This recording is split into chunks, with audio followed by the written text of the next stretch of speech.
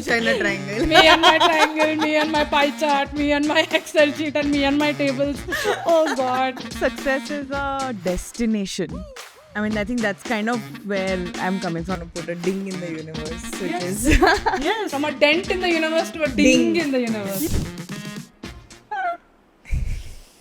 So, girls, how about success?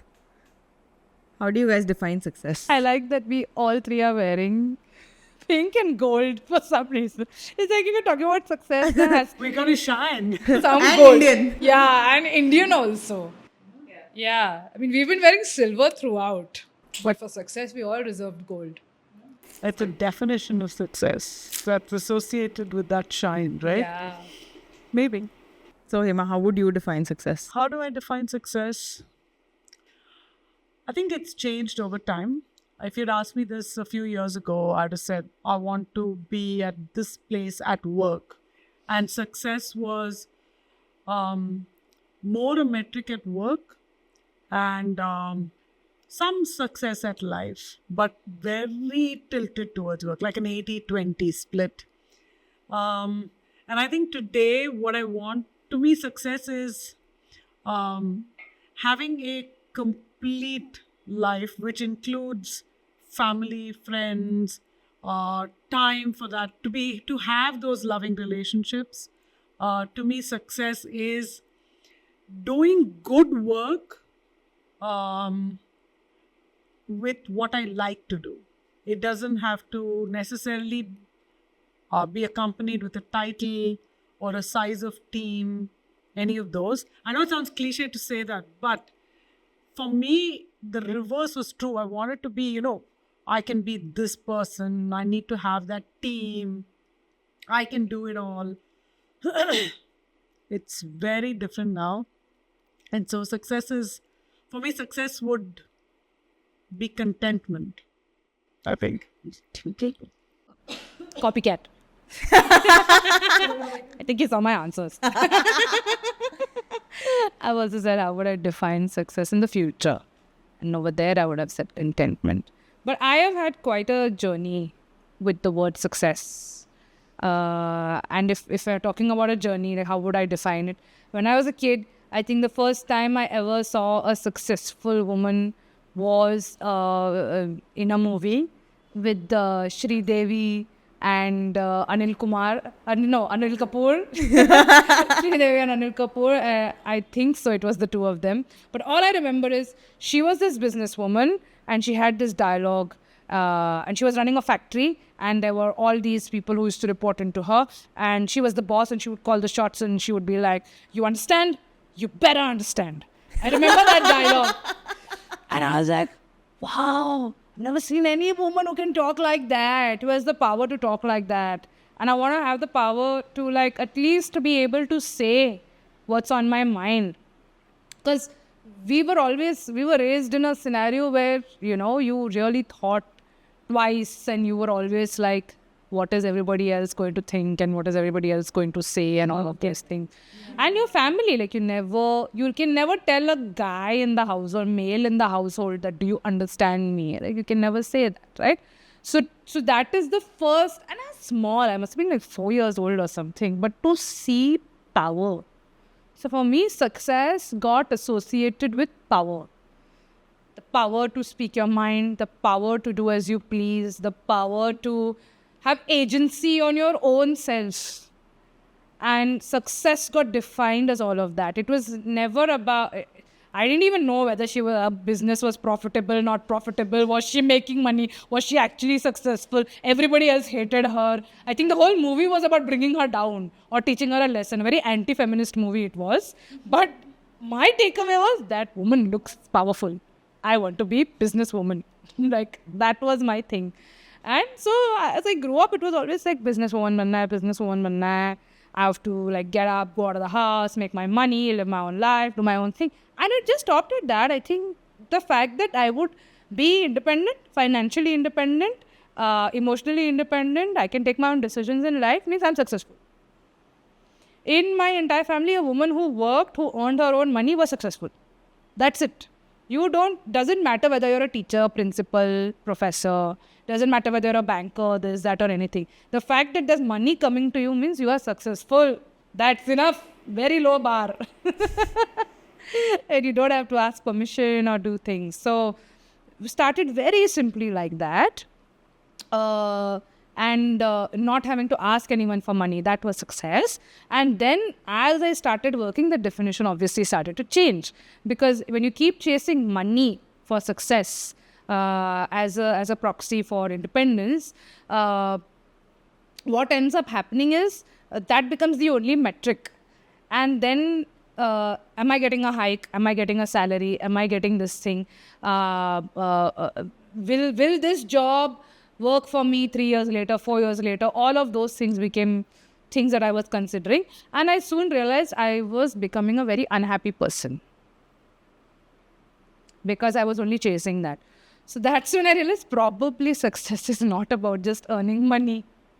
There is much more to it.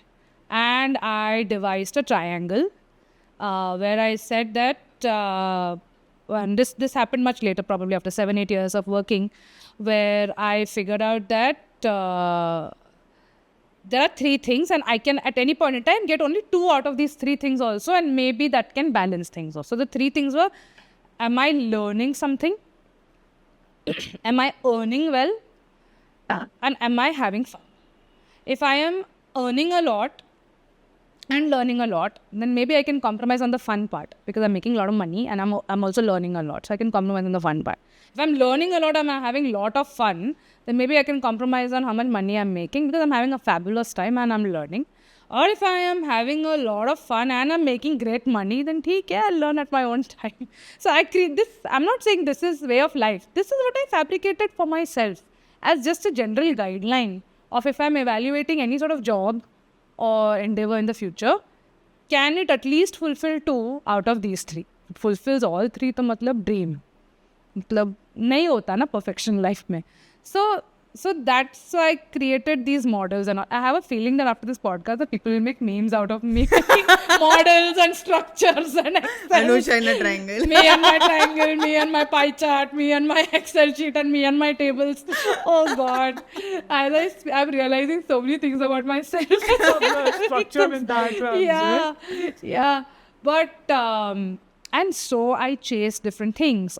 Sometimes I only chased happiness and not money and not learning.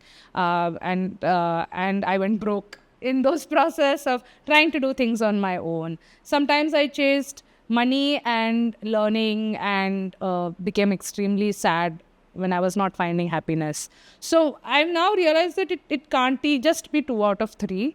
It needs to have some balance of all the 3. I need to enjoy myself, I need to learn something, and I need to earn decently well. And if these 3 things happen, and that enjoyment is not just enjoyment at work, I have to be able to enjoy my life also. You realize my time this with is my very typically family. you, right? What? You're still aiming for perfection within your triangle. Within my triangle, you know. She's But I feel my optimizing for triangle is perfection. not changed, you know. If I can, and I think I've added more things to this now. I made it more colorful. In the sense that can I make time for my hobbies? Can I make sure that I eat well, that I have time for my nutrition? And so even now, if I have to think of, do I want to change my job?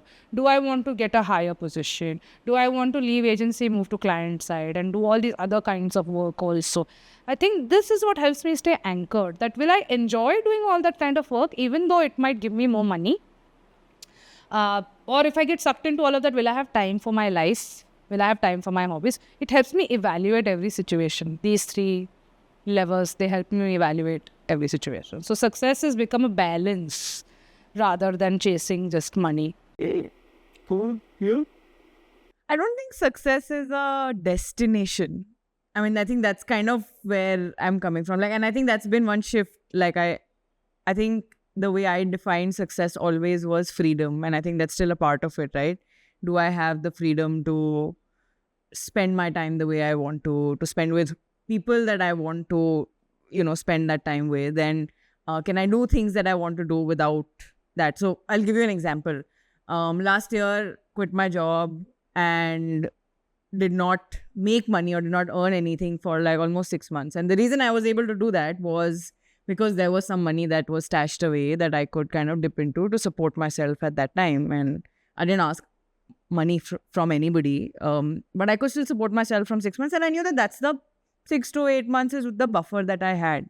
For me to be able to do that and now sort of build my own company and like run it, for me, that is also success, right? The fact that I was able to do that. So it's not something I will achieve at some point. I think it's almost like tiny moments of joy or things that I am able to do where I can exercise that freedom that probably I wouldn't have been able to do 5 years ago when I started working, right? I wouldn't have been able to like sit at home for 6 months and still pay all bills and like lead my life without having to compromise on Quality. Yeah. So I think that's one part of it. The other part of it is like relationships and Just going to say that when you asked success, we all went straight to work and we forgot about success in relationships, success in health, success in all of that. So I'm glad you brought. yeah. So for me, and I think it took me being overpaid at a company and being miserable. Literally. So where I was like, okay, this is not what I want. I don't want, like, there's no point of me having so much money if I am not happy. So clearly money is not success, or at least my definition of success, like to each their own, right? So if I have people that I can call on a day where I'm feeling low and feel better after that, or at least not feel alone, right? Even if I don't feel better, I think that is a success. If I have people that I can call and be like, hey, you know what, this happened, let's celebrate together. For me, that is success, right? So this, like, and it might not be like a feeling that you have every second of every day, right? Like this feeling that, okay, I'm not alone. But as long as you have that in general, right, across the board, I think that is success. So that's kind of the second part of it. I think the third part of it is what you were talking about also, is health, right? And I'm also counting like economic health, financial health as a part of health. You can be really healthy, but if you don't have money, like you know that yeah, it's a balance, right? They also say health is wealth. So Yeah. you can have a lot of money. If you don't have health, then Yeah. what's the point? So everything from like emotional, physical, financial, different spheres of health, because that's something you can't buy. If I am overweight, there is no amount. Okay, I can spend a lot of money and probably lose it, but you know, at what cost? So I think there are, these are a couple of things, and the fact that it's not something that I will hit at 40, at 50. It's not like I'm waiting for me to retire and then that would mean I am successful. Like, which is kind of comes to our next question, which is, do you think you're successful?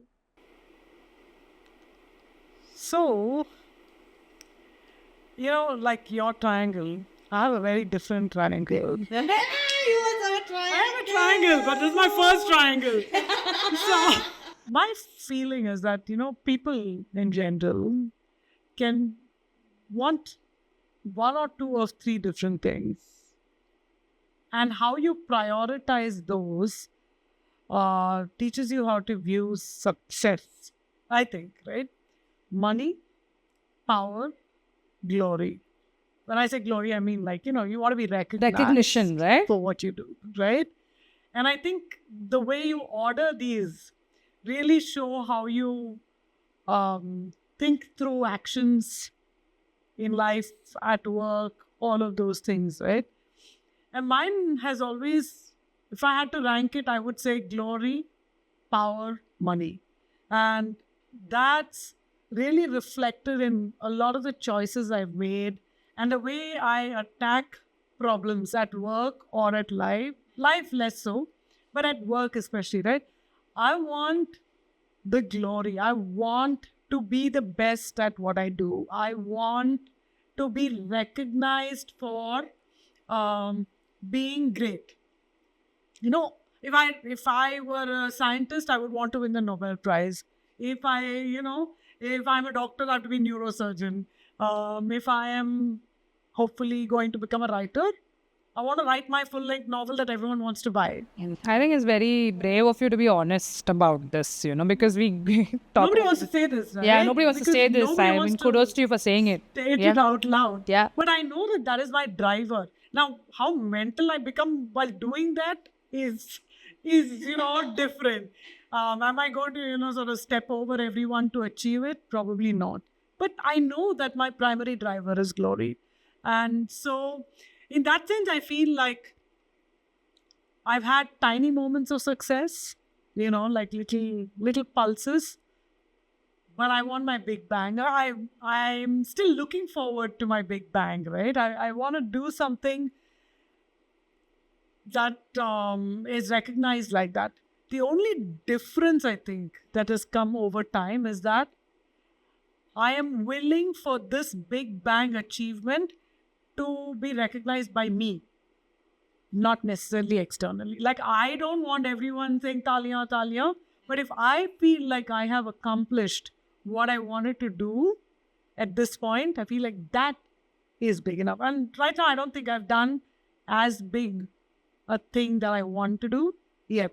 It's there. It's happening. It's going to happen. Yeah, there's a quote that says, I want to put a ding in the universe, which Yes. is Yes. From a dent in the universe to a ding, Ding. in the universe. Yeah. What does that mean? it's like I Dent want to in make a Make a little impression. in the yeah. universe, It's a quote by right? Steve Jobs. Yeah. it's a Dent quote. in the universe. No, Ding. ding in the universe. Ding in I the want a ding universe. in the universe. Yeah, so my ding might be really small, right?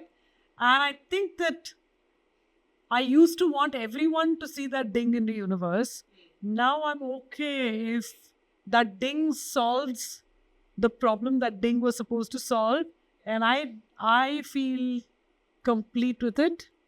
I know that that'll be okay. So I think that, yeah, sadly, glory. No. I mean, when you said those three things, I was thinking of what would be my order of it. And I think one thing that I kind of left from my definition of success is this idea of a legacy, right? Which is, which is a different way of looking at glory, right? And like, can I leave the world slightly better than what I found it, is at least how I look at legacy. Or can I leave something in the world that outlives me? Yeah. Right? Yeah. Which doesn't die with me, like conversations or who I am as a person, that will die with me, or maybe like it stays alive in memories. But can I leave something? And I think as a designer or as a builder, this idea of creating something tangible, and that tangible can mean a newsletter that I've been running for 3 years, or a book, or whatever, right? It doesn't necessarily have to be like physical in that sense. But I think that's something that I also kind of take a lot of my work decisions, or like that aspect of my life around. So if I had to order those three, it would be glory, money, and then power. For me, I've had a full change only and everything. So when I was in my 20s, my first job gave me good amount of money, was a fabulous workplace to work at. Learning was less, but money and fun was a lot. And that time I used to crave ki I'm earning so much, I'm doing so well, but this is like the best kept secret. Like nobody knows about it. So I wanted to do something that will be more visible to the world. And probably that's why I naive of me to quit and try to do something else. And, You were chasing glory. I was chasing glory. I was like, what is this point of making this wonderful blog post or this wonderful presentation when only 5 people are going to see it? Instead, we should be out there painting walls for the world to see. And, I should be part of these large projects where there is like big things that are happening, and, I am contributing to that, and there's a largeness to what I'm doing. And I didn't want to be the leader of that troop. I wanted to be a part of the troop. I wanted to be a part of a wall painting project. I wanted to be a part of a large installation somewhere. And I think that this entire thing of touching people through art really caught on to me at that point in time, that I need to do something where it's going to be really big. And that's why I tried to start something also in the field of art. It didn't fly because I didn't know how to run a business, didn't know how to make money. But the confidence that comes when you start earning young is Heady. heady, you know, and then life is just like it's not all easy as it seems. So I think it started like, then of course in my 20s, that's what happened. And I realized that wanting to do that is so much work. And I realized that we've been chasing output rather than enjoying, am I ready to put in the work? So there was this question, right? That if you could be successful in anything, then what would you choose to do? And that's what we were all chasing, that, you know, if there's no limitation, then what would be the dream? Would I want to be a writer? Would I want to do this book? Would I want to do that? That philosophy changed when I heard it somewhere else, that if you would put in your heart, soul into something and still fail, what would you do? Flip the question. Just flipped it. And that's when you stop being outcome focused and you're like, if you are going to fail, no matter what you do, what will you still do? That means you're enjoying that process. Yeah. And that means that process only is giving you so much in return that it doesn't matter whether the outcome will be. So my journey has now moved to that. You wise child, you discovered it a decade before me. No, I discovered this in my late 20s only. Okay, two decades before me. And the movement towards that has changed. And the pressure I put on myself has changed for that. I don't need an industry award anymore to be recognized. I'm happy if my colleagues love the work that I do, if they find me dependable, if they love the fact that I am going to be working with them on a brief. I'm like, okay, good. They recognize, they're happy that I am working with them on this brief. If my own company recognizes me in some way, if they get me involved in certain meetings and I know, okay, I'm doing something right. If the client appreciates the work that I'm doing, then I'm like, so I've learned to find joys in these smaller things, because to be recognized at an industry level, it can be done in lots of other ways. You have to apply for awards, you have to pay money, you have to do all of that, right? And I am like, why should I do that? If I have my own metric and I understand, then I can feel I'm successful. So now, if you say whether I'm successful or not, so in some ways, yes and no. Yes, in the fact that people enjoy working with me and I enjoy working with them. I am doing the kind of work that I'm good at doing, where I can see an end in sight. Right? Even if the problem is ambiguous, I'm able to solve for it. I'm able to bring clarity. So then I feel successful there. So success has been broken into small bits and parts per project in that sense. But to me, I mean, I just wanted to say that, you know, through your journey, it feels like you went from glory to money, and you seem to be heading back to some level of glory, but a more muted, maybe not glory, but like small pulses of recognition. And recognition is a strong word, but you understand what I mean, right? That people recognize your work for what it is, rather than a power. You're not looking for the next position. You're not looking for... And that it solves something, and that I'm not being taken advantage of. Like, I am not being underpaid for it. You know, that fear is always there, that I'm doing so much and I'm doing well. Am I not being compensated? So your life chases sort of... So like I said, it's still balanced. I want to ensure I'm making the money for the effort that I'm putting in. I am learning. I am having a great time. And it matters to people. And if it matters to people, means no, like it's not like I'm going and changing lives and I'm impacting, I'm saving elephants and I'm taking care of people and I'm alleviating poverty. I'm not doing that. I'm just making somebody's life a little better by finishing things off on my deadlines. And, you know, they are happy when I submit my work. So I think I have become very humble in what I expect my impact to be. In my 20s, I wanted to change the world. I wanted to ding and dent the universe and all of that. I think it's no more that. I don't want to make... ding your own little... No, I don't want to ding anything. No ding only. No ding. Just no dings for me. Sorry. Just smiles, just happiness. Be happy with the work that I do. More like bling. It's more like if I see the spark in someone's eyes after I've presented something. I think when we were working on brand architecture for your brand, right? And the spark that I saw in your eye and Doshi's eye when clarity hit you guys. And I felt so happy that I was part of bringing that clarity for you all. That for me was success. That felt that, oh, what I do matters to somebody and it made a difference to someone.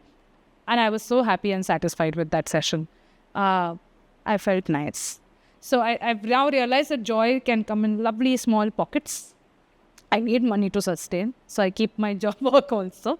But no ding, no dents. Just smiles and blinks. Just kind Hey, of. you didn't answer Which? this question. Do you think you're successful or not? I think I am. I mean, I think my definition of success, like I said, is not an end point. It's a journey. So I count my wins every day if it comes to that. The fact that we're doing this after talking for so months is success. Yeah. I will take that as a win. Right. So I look at success almost as small wins, which I think are very important to celebrate. And I try to do that in whatever way. Like the fact that if I have friends or if I have people that can feel at home in my house, I think that's a success for me and my partner. Like I don't own that just like by myself, right?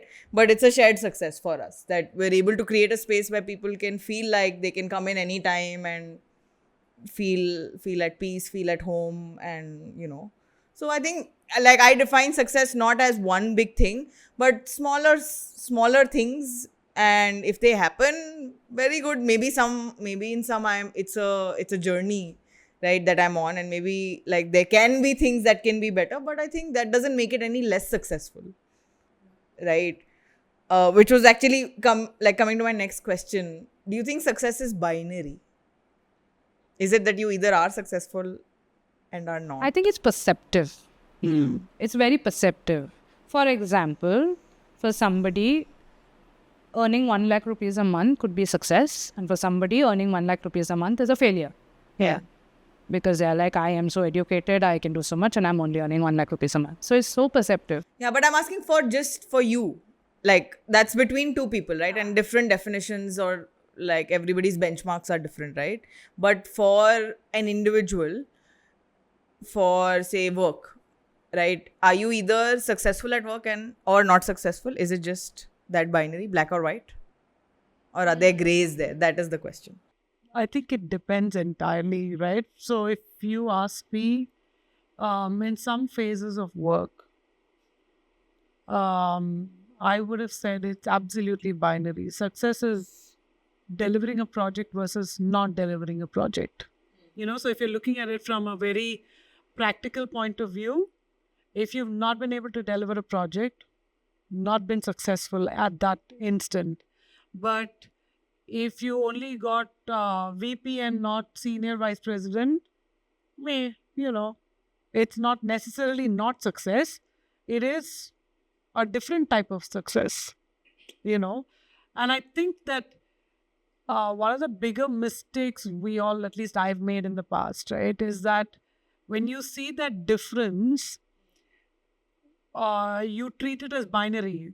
Vice president versus senior vice president, or director versus senior director, or, fill in the blanks.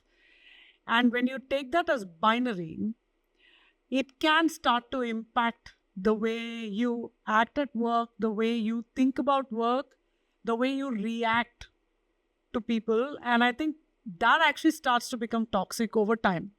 As you especially go up the management ladder, it starts to affect you, and in some cases start affecting your relationships and your work in different ways at work, right?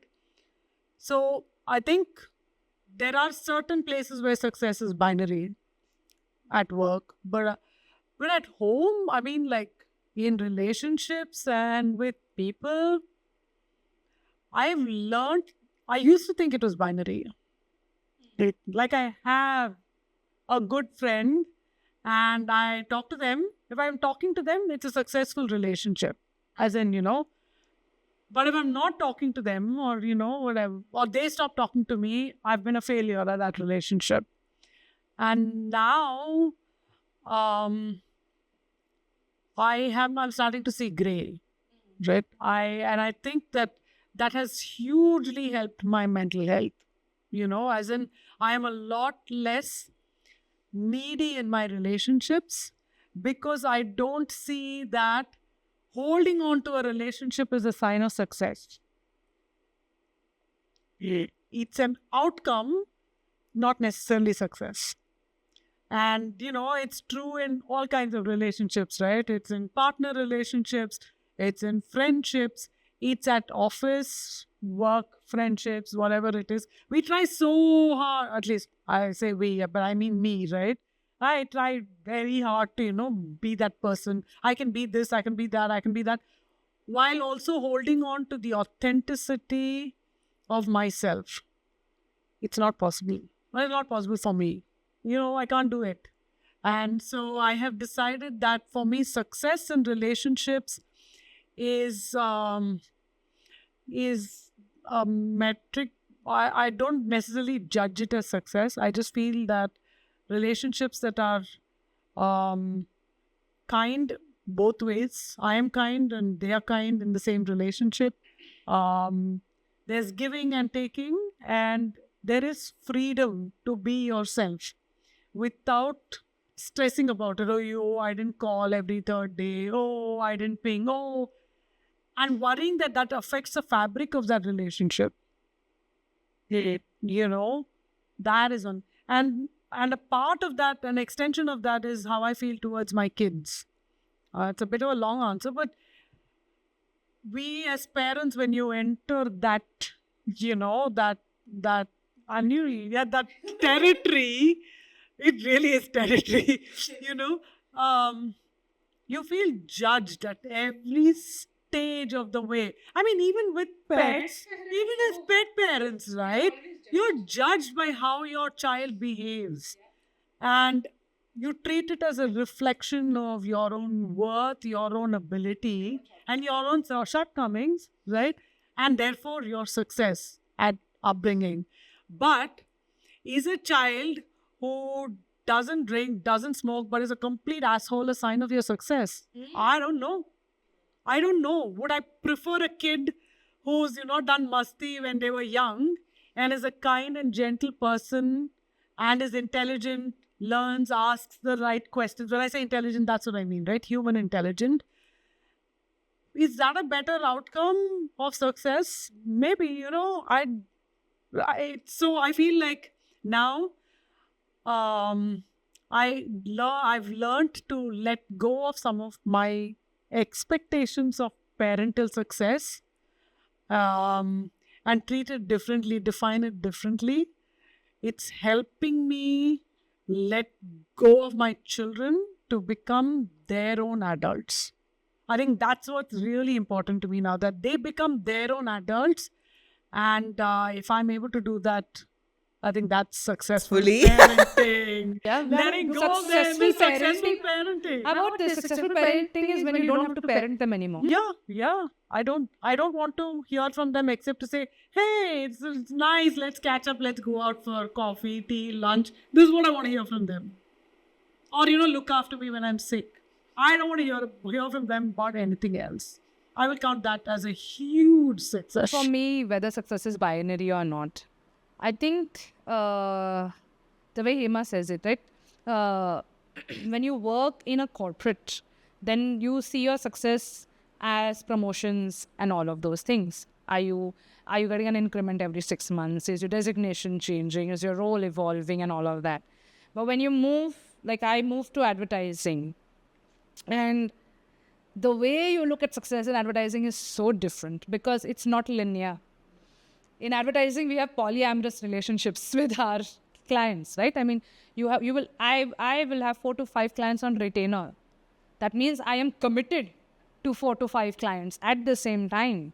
And I will take on additional projects as well, which are probably just a 1-month project or a 45-day project or a 3-month project. So at one point in time, I'm handling 5-6 different relationships which are committed, as well as 3 to 4 different relationships which can be success and go off. If they don't have another requirement, why should they continue being with me, right? And in that process, what you learn is that you win some and you lose some. So success cannot be that every client is happy or that everything is going perfectly, because it's when you have to make any campaign live or any new brand has to come into life, multiple factors, right? How well they have briefed us, how well my team, I have solved for it, how well my team has taken it forward. Then how well does the client like it? Then once if the client loves it and it goes live and there is research and then we do some inputs and then we change it and it still goes live and it doesn't work in the world, it's a failure, right? But till the time it was with the client, it was a success. And then it went into the world and it wasn't. Or the client was like so about it and not entirely sure, but it went into the world and it was a success. And then you're like, oh wow, the campaign did so well. But what I have realized is at no point in time, you put your blood, sweat, tears into every project that you do. Some fly and some just don't. All that's in my control is with how much sincerity I have done each job. And that's all I try to achieve is the input, with how much sincerity I can do that job. And that brings me back to this entire thing. Success for me, therefore, now becomes the process and not the outcome. And when you haven't done enough justice to the brand that was there, right? And it comes at the cost of my mental health. I constantly get feedback from my seniors also, is that, Anusha, you give too much. You don't need to. Itna hi project hai, itna zyada mat karo. But I can't help it. I really want to give it everything. Now, whether or not it flies, whether the client doesn't like it only, it doesn't go only. So it's not a success as per that, but I have done my bit. And so it becomes success. And it's not even a gray area. It's a very colorful area for me. Because at least I know I have learned, I have my takeaways, I have everything. I've done whatever I can. So there's no guilt in that part. And whether or not it becomes a success is there or not there. But overall, if I have to use that learning somewhere else and it will make sense, then it's a success only for me in that sense. What I'm hearing is that success, a lot of it is intrinsic. For me, that's changed a lot. Yeah. I don't think success is binary. I think it's very, very grey. There are versions of success. Everybody looks at it differently. It's kind of one of those things, right? It's also something, like I said, it's a journey you're on to some degree in different aspects of your life. So I don't think there's only one thing that I look at that'll define if I'm a successful person or not, right? It's like a multitude of things, and there is a lot of grey and a lot of colors, also in that. I think my perception of success, a lot of it is also intrinsic. If everybody likes what I do and I know I've not done a good job, I will not look at that as a win. That's just how I look at it. I feel like, the problem, the reason why maybe you even asked the question is that the narrative that's fed to you from the outside world, whether you're at work or even around certain peers, is that it should be extrinsic or it's an externally determined metric, and you're brought up on that story, right? There are KRAs and then there are... in advertising, you have a saying. What is this? What is this metric of success that someone else defines for you? It has given rise, I feel, right? It has evolved into, especially in the corporate world, it's like a hierarchy of monkeys, right? We're all like monkeys in this hierarchy, responding to external cues only. What happens is then, after about 10 years of this kind of behavior, outside people will come and tell you, even today, oh, actually, India, we only outsource the work. The dumb work. We just want process work. It's because of this mindset of no ownership of definition of success. I don't know how am I successful. For me to be successful at my work, shouldn't I be asking the right questions? Shouldn't I understand what it requires for me to do that job? If someone else is telling me, tick mark this, then I'm just going to feed some shit into the computer and then whatever it spits out, I'll put it there to tick mark those boxes, right? So that understanding of success is really filtered in the corporate world from senior management or whatever it is, right? And from an external world that says awards are a definition of success, or there is some definition of success, and I think which is not personal. And actually, for you to feel successful, I feel is intrinsic, like you said, right? And I think that people need to articulate this a little better. Maybe they thought that this is what they were doing when they currently give everybody a certificate, right? Like everyone in kindergarten, every single child gets some award. But that's not it. I think we don't teach ourselves to value our successes and to define our successes internally. It's hard. Yeah. Another thing I'm just thinking about as you were talking, right, is this idea of competition and success and how they are kind of interlinked, right? So I feel like a lot of what the world teaches us is that everything is a zero-sum game. For me to win, you need to lose, right? And I went to a very different kind of school where for 14 years there was no competition. There was no first, second, third in school. There was no first, second, third in races. There was no first, second, third in elocution. There was no idea of best. Winning. It was just who are you and are you doing better than what you were doing before? But weirdly, the same people who've given this definition also say that you have to collaborate and work as a team. Right? If you have to beat somebody in a competition, how do you work as a team? It's hard. Just think about it. If you are a person, you're a project manager, okay, at some level, or a team member. But for you to get ahead in this competitive spirit, right, to gain success, you have to actually defeat somebody in this team. Yeah, right? It's just twisted, very, very twisted. But I think, so let me also ask you, did they give you all certificates or did they just let you all just play the game? No, it was not all, was not. So there was a certain, say for example, for something like elocution, right? You would be graded by like a set of judges, and there was a certain cutoff that they had decided. So anybody who's above that cutoff and has done reasonably well would get a certificate. It was not like just because you were there, you were getting a certificate, but I don't know how much you have scored and how much I've scored. Anybody who's scored above that is getting a certificate. So there's no gradient there that you were better than me. Like all four of you, like out of 10 people, 4 of you are fabulous at elocution. Yeah. You all can speak really well. In that, you don't have to define who is number one, who's number Yeah, two. even in race, the same thing was for races. On like we had a sports week, but in that also it was the same. So there was a timing for your height and weight, Oh, so cool. and if you were within that timing, if you were able to run that 400 meters, 800 meters, whatever it was, there were different timings for each of these. You would get 5 points for your house. School was way ahead of its time. So I feel like that has shaped the way I look at the world. I don't look at the world as a zero-sum game. So which is why my success is not determined by your success or failure.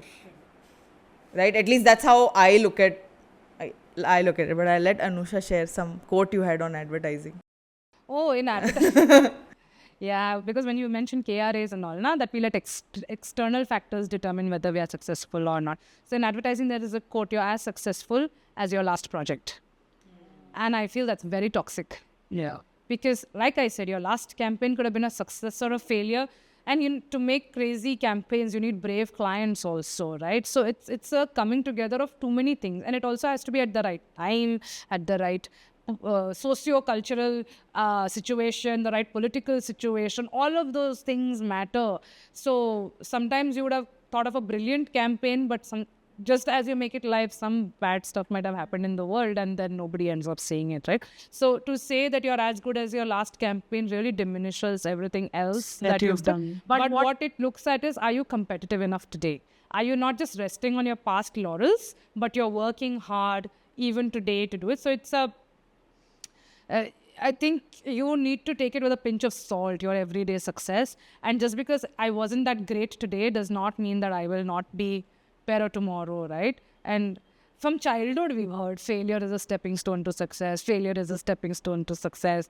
But how do you come out of that failure is also so nobody tells you. Yeah. And I if actually you don't are like the success- word failure. I Yeah. feel like it's a stumble, not failure. I wish if they would articulate it differently. I'm fine with the word. I think we should start loving the word failure because That's failure means I tried something. Yeah. I tried something. I was not able to do it. So I would love to actually look at the word failure and feel proud of the fact that I tried something and I wasn't able to do it, and now I know. And you are only a failure until you give up, right? So if you really like it, like for example, I really want to learn how to cook rice. And and first 2-3 attempts I'm burning the rice, or the water is hard or whatever. If I quit, then it's like, ठीक है, I'm a failure, नहीं होता rice, नहीं होगा मुझसे, I'll buy a rice cooker and let it do. But if I want to actually master it, then till I don't master it, I will keep trying, and then one fine day I'll figure out how to make rice. So I think that's the thing we need to allow ourselves. The school system, of course, has made a negative word out of failure, but I feel like I would, in fact, if I don't have kids, I don't intend to have kids, but if I would have had kids, every day I would love to ask them this question: what have you failed at today? Because that means that they would have tried something that day. And that could also be like, I failed to make a new friend today. I spoke to this person and she just like snubbed me. So I think I should approach her better tomorrow. That could also be a sign of that, right? But I think really we need to give emphasis on people trying and doing and not being afraid of failure. There should be joy in trying new things. I also feel like social media has a role to play there, right? Because you see, and I see that, say, with my fitness journey, right? You see, when you look at people that are lifting really heavy weights or able to like run marathons, you don't see the 1 year that they've shown up to be able to run that marathon in 2 hours, right? So this idea of success is also very tainted by what we see around. Yeah, it's not a story, right? Somebody is hitting like 70 kgs and doing a bench press or whatever, right? You're seeing just that end day. You're not seeing what it takes, and it almost sets very unreasonable expectations for your own self. And it also defines your success for you from an extrinsic point of view. I may never lift 70 kilos. I might like never do it. But me lifting 50 kilos from my, current 7.5 is a massive success, and I think that I was actually ranting about this the other day to someone. My feed is full of these really fit women and, everyone working out and everyone jumping in. It feels like everybody has a fitness story today. Like literally everybody has a fitness story, right? Which is great for them. But we also do. No, we also do. I also All did. three of us, we talk about our fitness. I also do, right? But there is also a certain type of person who has this sort of, you only see the highlights of their life, right? You don't see the struggle. And you also don't know how is this supposed to relate to a person who's not an athlete, who's not already there, who's not looking to do that, right? How do I see this as positive instead of making me feel insufficient? So I think one of the problems I have with extrinsic success is this. It tends to make you feel insufficient. It makes you feel that whatever your successes are, They're not you enough. learn less from them than you should. Because you prioritize learning from this success rather than this success, right? How did I move from 5 kilos to 10 kilos? And what were the parts that were working for me? What are the parts of my body that were working for me versus the parts that were breaking down? Yeah. The parts that started working are my successes. And instead, I'm looking at someone else lifting 100 kilos or, whatever their journey is, right? And I'm thinking, oh, I have to get there. I'm only here. And it diminishes my successes for me. This brings me back to what Shrishti had once told me. It was an epiphany moment for me. Shrishti had said, I don't know if you remember this, but when you start choosing metrics, you optimize for that metric. You remember this conversation we had? You need to write this down somewhere. This was at you had heard it on a podcast somewhere. This was at that same workplace with which we all suffered.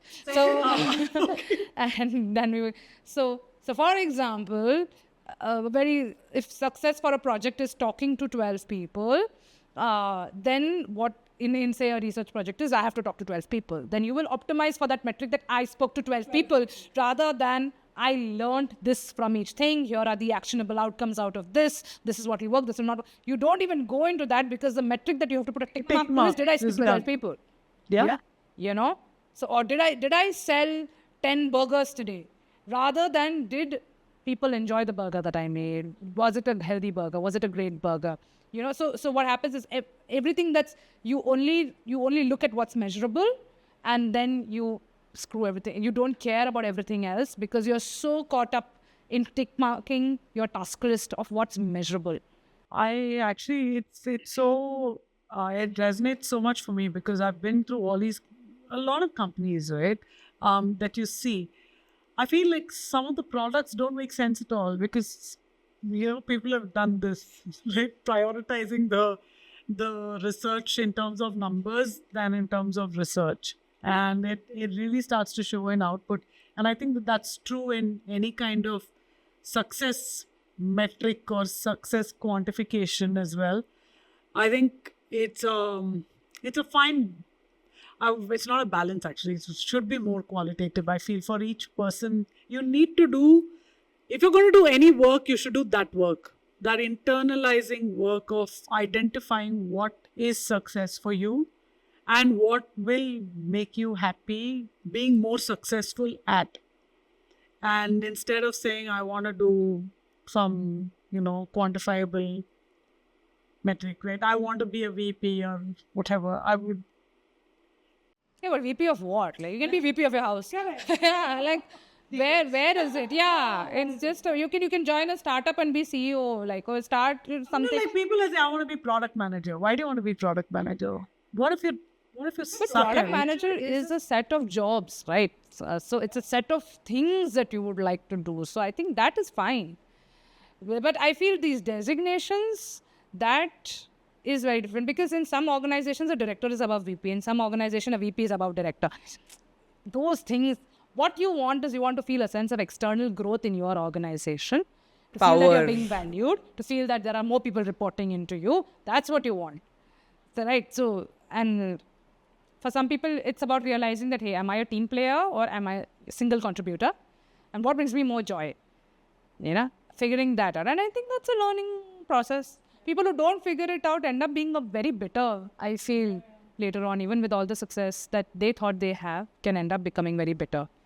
But yeah. I think my one big reflection from this conversation has been that we say that, or we hear, I don't know if we say it, when somebody says that he is successful or she is successful, you're using proxy of like either doing well at work or is healthy, making money. Mostly money, fame. Yeah. I feel money or fame. If people know you, you seem you're successful, or if this person's earned a lot of money, then you feel. Yeah. But I feel like maybe we need to change that statement to, oh, he's doing so well at work, or oh, he's been promoted, or oh, he's healthy.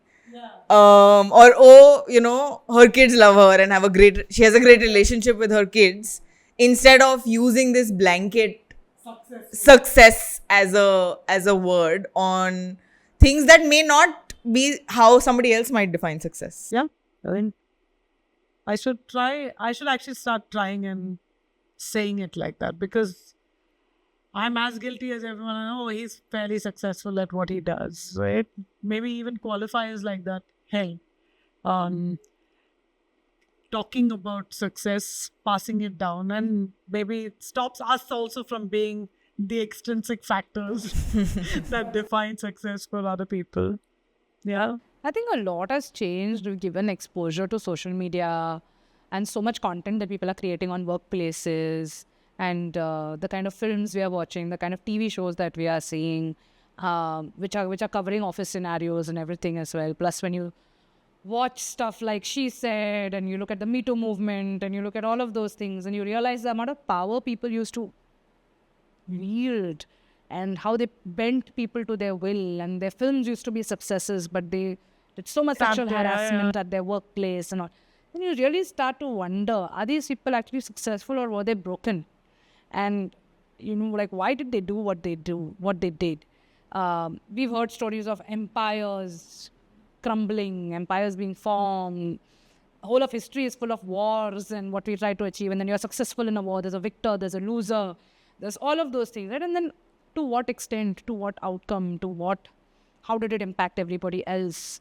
So I feel like this whole thing of binary, winning, losing, looking at people with money, looking at people with power, looking at all of those things.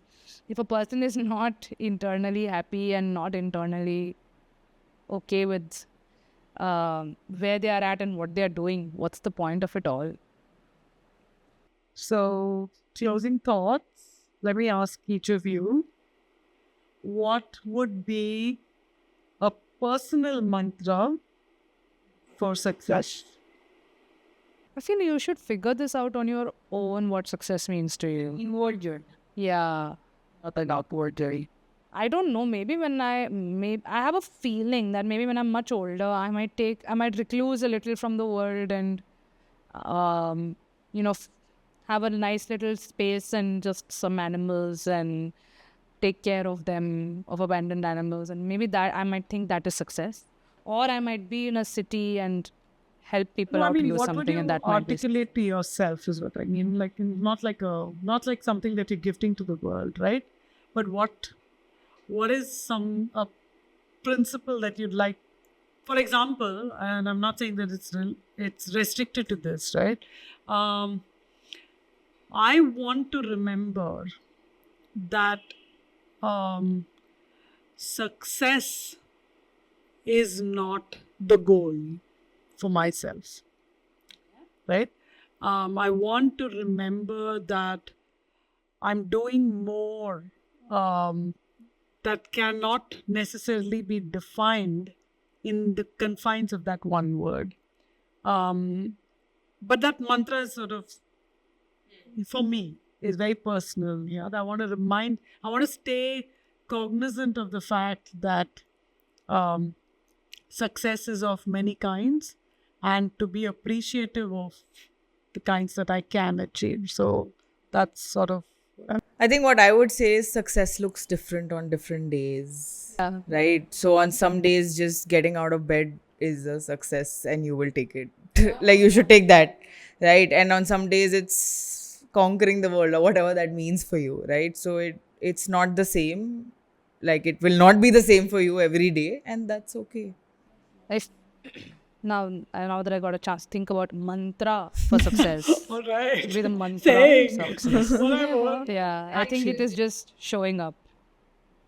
If I have to have a mantra, like if I want to be successful at anything, if I can just show up for it every day. And in one of these podcasts, I think the Rich Roll podcast, I had heard one professional female athlete say that when you show up, there is a 1/3 rule. 1/3 of the times that you show up, you're going to be fabulous. 1/3 of the time that you show up, you're going to be absolutely crap. And the other third of the time that you show up, you're going to be so-so. So you're going to have average days, you're going to have brilliant days, and you're going to have really shitty days. And you just continue to show up. And that is what will help you get success. So I do that at everything. I do that for fitness. I do that for work. I do that for my relationships. I do that for... I allow myself to be absolutely brilliant, absolutely shitty, and just average on whenever that happens. But So show stay- up But every show up. time. Show up. No, the days you don't show up, it falls into the shitty day. Like today I can't show up. I'm sorry. Just not in the mind space to do that. I would allow myself that. The 1/3 rule, I think that really helps. Awesome. I think that's it.